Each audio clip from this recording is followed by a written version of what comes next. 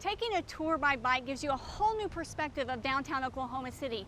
And if you haven't ridden a bike in a long time, like me, that's okay, because they tell me it's just like, well, riding a bike. Just about anybody can do this tour. Yeah, been sanitized. Treat yourself. Operating out of a trailer, Ryan Fogle equips his customers for an unforgettable journey. Honestly, it's my favorite way to see a city. An architect by trade, he decided to share his passions for the arts, history, and cycling through a new venture called Ride OKC. We'll see some murals, some architecture, and then learn a little bit about Oklahoma history. I joined in on the fun as we set off on a guided arts and architecture tour. The 7-mile trek takes you through the city to 23 notable stops. We kind of ride and stop and talk. You get to kind of see the art and the architecture up close. Including this 10,000 square foot interactive mural called Abstract Passages near Bricktown, where we met up with the artist, Kris Kanaly.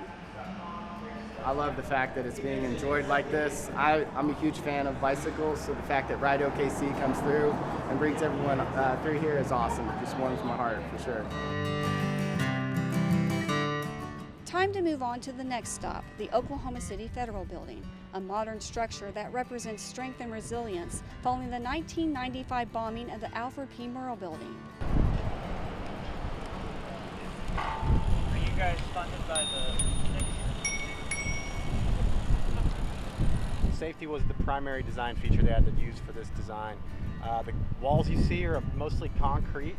They're 18 inches thick, so they're blast resistant.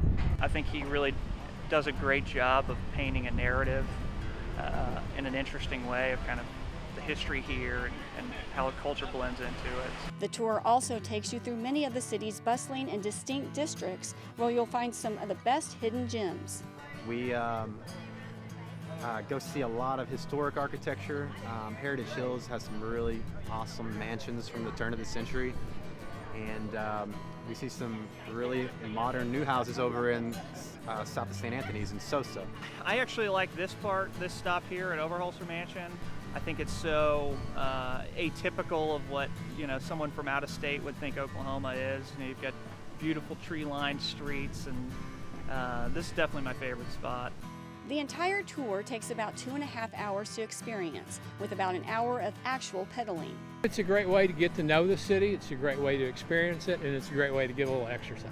So, lots of advantages. Whether you live here or you're visiting from out of town, you see and experience things that you've never noticed before. Ride OKC also offers other tours, including a cookie tour where you visit and sample local bakeries, and a bikes and brews tour that highlights Oklahoma's emerging craft beer scene. Just being that kind of voice and ambassador for the city is probably my favorite part. In Oklahoma City, I'm Deanne Stein for Discover Oklahoma.